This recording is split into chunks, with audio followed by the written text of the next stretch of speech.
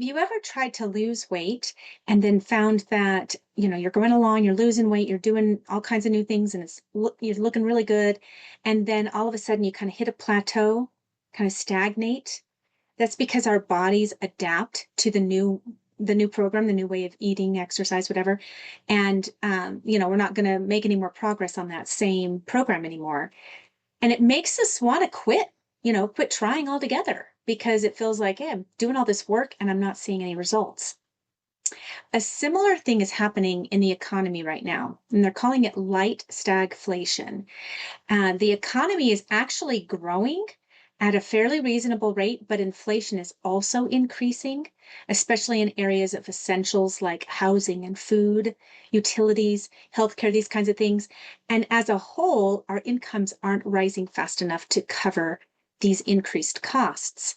In my 7 layer framework, this sits squarely in the societal layer. Your ability to progress financially is being hampered by factors outside of your control.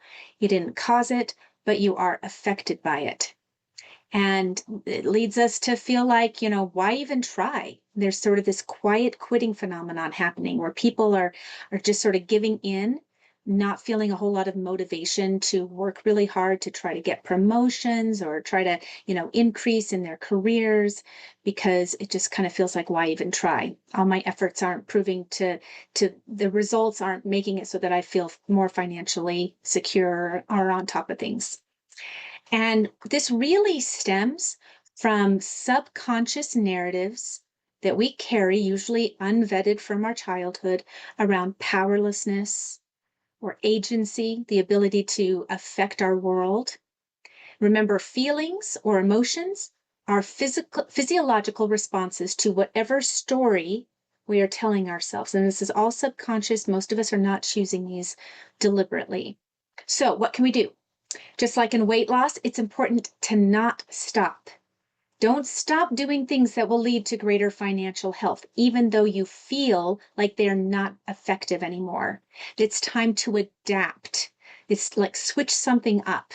Don't just not go forward in a different way, on a different path. So here are just a few things you could try. I love starting at what's going on for you psychologically around this, because that's kind of where it all stems from.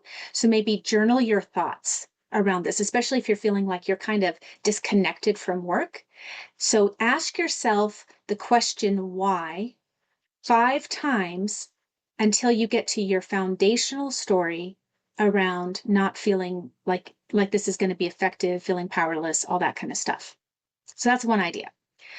Initiate a new micro habit like meditation or exercise snacking, like just a little 1 minute, 5 minute type thing. Introduce that to your day. Switch things up. Do one thing around money every day that you don't feel like doing. And don't try to do 10 things. You're going to be, well, if I, do this one thing, then maybe I should try to do, all 10 things that I should do differently. No, just choose one thing. You're like, okay, right now I'm going to choose to do the one thing around money that I don't feel like doing. But the next time this comes up, I'm just going to do what I always do. So some ideas around this could be things like make lunch today instead of buying lunch out. Move a small amount of money from your checking to your savings account. Do a Google search for a financial coach or a career coach, even just the Google search. Maybe you're not even making an appointment yet. Maybe that comes later. Get some information about that. Go online and take a financial wellness or a literacy assessment, just kind of like thinking a little bit differently. Sit down with your child and ask them a money question like, how do you think we get the things that we have? And listen for curiosity. Don't try to correct them at this point. Just listen, curious. Oh, that's really interesting. And if they ask questions, then absolutely answer them. Another idea is to tell someone you trust what you are feeling. So a lot of times we feel a lot of shame over the lack of motivation. And it's important that we recognize that this is coming from an outside place, that is kind of a name it to tame it kind of a thing, decreasing the shame by telling other people, hey, I'm feeling this way. And they'll probably say, yeah, I'm feeling this way too. And then that shame diminishes when we are all kind of experiencing the same thing and we talk about it. Another idea, maybe use an AI tool to track your expenses and create a report at the end of the week. The nice thing about a lot of these AI tools is they have a voice feature.